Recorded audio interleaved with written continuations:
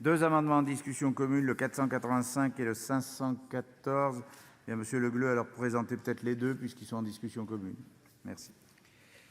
Monsieur le président, monsieur le ministre, mes chers collègues, le 30 juin dernier, dans cet hémicycle, tous les groupes du Sénat ont adopté une proposition de loi visant à créer un fonds d'urgence pour les Français de l'étranger victimes de catastrophes naturelles, un tremblement de terre, un tsunami, catastrophes sanitaires, d'événements politiques majeurs, un putsch, un coup d'État.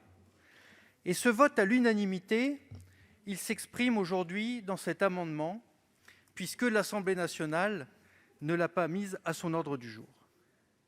De quoi s'agit-il ? Il s'agit d'un fonds d'urgence dans des situations tout à fait exceptionnelles, qui n'a donc pas vocation à être enclenché chaque année, et qui pérennise ce que le gouvernement a fait cette année avec la crise sanitaire à l'égard des Français de l'étranger. En effet, il a fallu aller chercher un arbitrage de Bercy, puis un débat en loi de finances rectificative, en troisième loi de finances rectificative au mois de juillet, pour réussir, et c'est à l'honneur du gouvernement, de venir en aide grâce à un secours occasionnel aux Français de l'étranger. Ce que nous faisons avec ce fonds d'urgence, c'est que nous gagnons du temps lors de la prochaine grave crise à venir. Il n'y aura pas à aller chercher l'arbitrage de Bercy, pas à revenir dans une loi de finances rectificative. Ce fonds d'urgence sera enclenchable immédiatement. Et c'est pour cette raison que cet hémicycle a adopté cette proposition de loi à l'unanimité. J'ajoute qu'au mois d'octobre, l'Assemblée des Français de l'étranger a décidé de se prononcer, elle aussi, à l'unanimité, pour apporter son soutien à cette proposition de loi. Et donc, nous sommes ici face à la concrétisation en loi de finances de cette mesure. Et je rappelle ici que ce fonds d'urgence n'a pas vocation à être utilisé chaque année et que grâce à la fongibilité, s'il n'y a pas d'événement tout à fait exceptionnel, cela finalement participe à la sincérisation du budget. Je vous remercie. Très bien. Donc, le 485 est à 10 millions, le 514 est un amendement de repli à 8 millions. Avis de la commission sur les deux amendements. Oui, merci Monsieur le Président.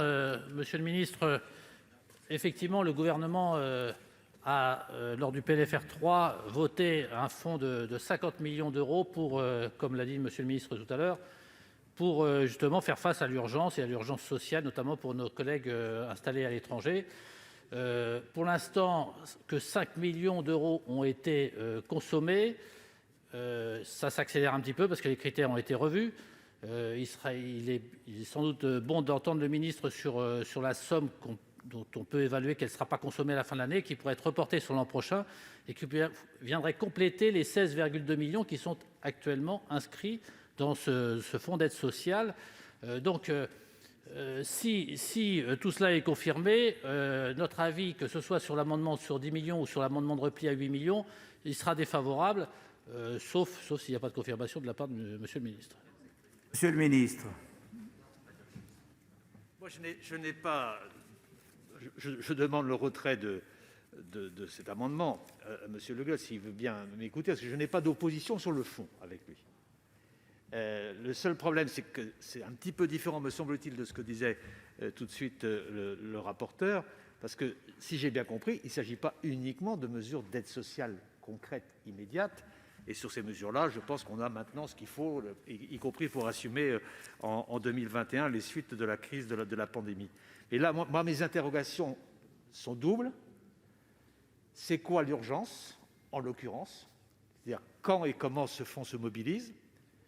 Alors, on peut imaginer plein de choses. Après la catastrophe du port de Beyrouth, après une inondation en Afrique du Sud, il y a plein d'événements qui se passent dans le monde. Et comment d'ailleurs on concrétise cela avec le système des assurances. Donc, c'est quoi l'urgence ?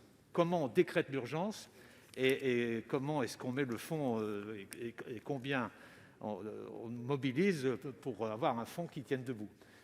Je ne suis pas opposé au principe, mais je pense que le mettre comme ça dans un amendement, ça ne marche pas.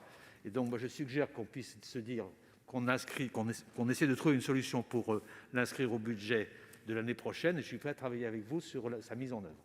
Ce n'est pas du tout contradictoire avec ce que je viens de dire tout à l'heure, parce que là, c'est de l'argent qui sera disponible et qui pourra être mobilisé pour cette urgence globale qu'est la Covid-19. Monsieur Le Gleu, ils sont maintenus? Ils sont maintenus. Monsieur Bachere. Merci Monsieur le Président, Monsieur le Ministre, mes chers collègues. J'étais le rapporteur de la PPL en question, de la Commission des Finances. Il y a bien là quelque chose d'important, Monsieur le Ministre, un principe d'un fonds d'urgence, de prévoir l'imprévisible. C'est ce que vous nous dites. C'est quoi l'urgence? L'urgence, c'est la prévisibilité. C'est quasiment un fonds assurantiel qui serait à votre main, qui effectivement pourrait être totalement gelé. Il n'y a pas besoin de le dépenser s'il n'y a pas d'occurrence de risque qui s'opère. Mais c'est bien ça l'idée. Et le fait que vous ayez dû attendre la loi de finances rectificative 3, qui a mis du temps à venir, qui a été votée un dimanche, fin juillet, M. Delahaye présidait cette séance mémorable, eh bien, ce n'est pas la bonne solution. Il faut prévoir, gouverner, c'est prévoir. Vous êtes d'accord sur le principe? Moi, mes chers collègues, je vous invite à le voter de manière à ce que, dans la navette, ce soit retravaillé, et comme cela, tout le monde sera satisfait. Madame de Romédy. Oui, merci, Monsieur le Ministre. Je me permets aussi d'insister parce que, bien évidemment, vous avez plein de bonnes intentions, mais vous savez, les crises, quand on est à l'étranger, nous avons... chaque minute compte. Et donc, on peut pas, on n'a pas le temps. On n'a pas le temps d'attendre des décisions qui seraient prises par les uns ou par les autres.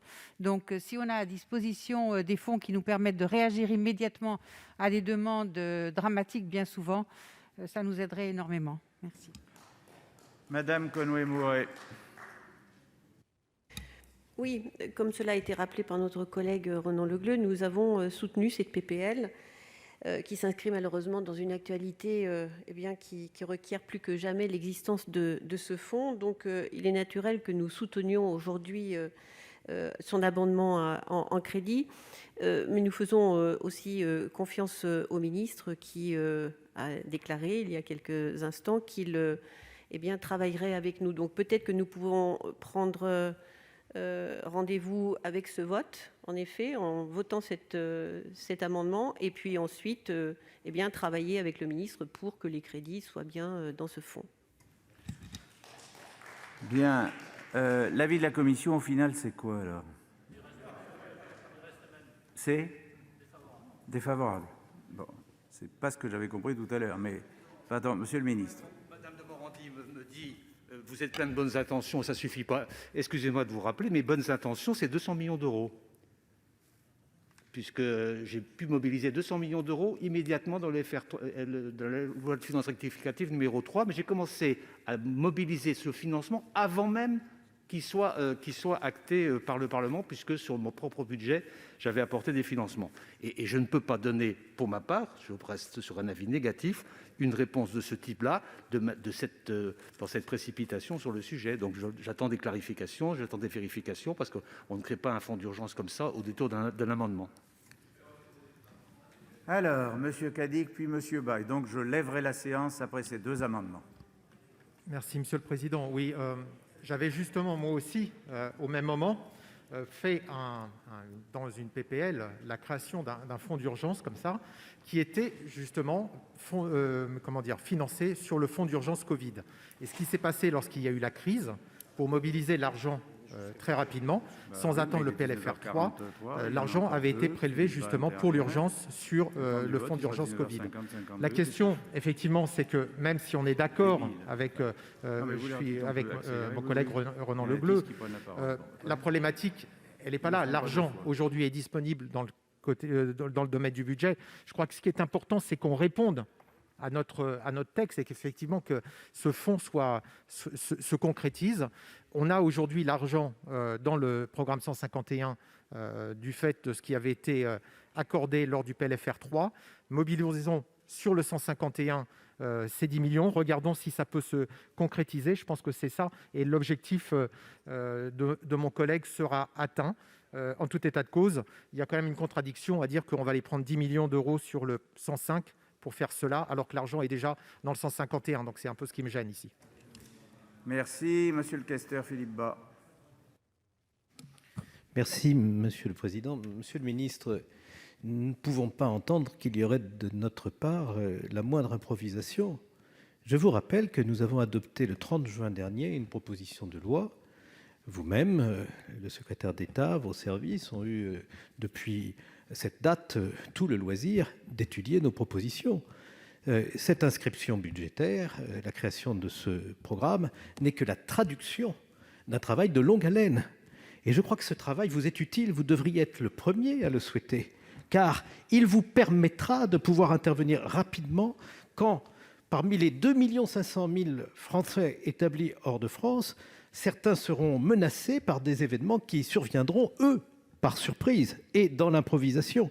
Mais vous pourrez réagir immédiatement, car vous aurez ce fonds. Donc, monsieur le ministre, je dois dire que je ne comprends pas votre réponse et pour ma part, je voterai bien entendu cet amendement. Très bien. Monsieur le ministre. Eh bien, je ne comprends pas, monsieur le sénateur, que vous vouliez aujourd'hui enlever 10 millions sur le programme 105 chargé de l'immobilier, de l'entretien de nos postes à l'étranger, sujet sur lequel vous vous mobilisez tous, sénatrices et sénateurs, depuis plusieurs années, et aujourd'hui vous voulez le supprimer. Moi, je vous propose, regardons comment on peut mettre en place ce fonds d'urgence, parce que pour l'urgence d'aujourd'hui, il y a ce qu'il faut. Donc soyons responsables. Bien. Est-ce que ça change quelque chose? Visiblement pas. Je mets aux voix donc le 485 qui, naturellement, s'il était voté, ferait tomber le 514. Le 485 avec un avis positif de la commission. Non, négatif, décidément. Un avis négatif de la commission, négatif du gouvernement. Qui est pour le 485?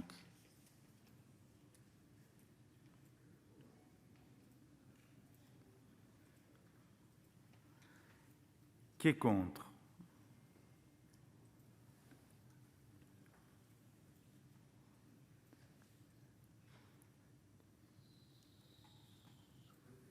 Il est adopté. Donc le 514 tombe.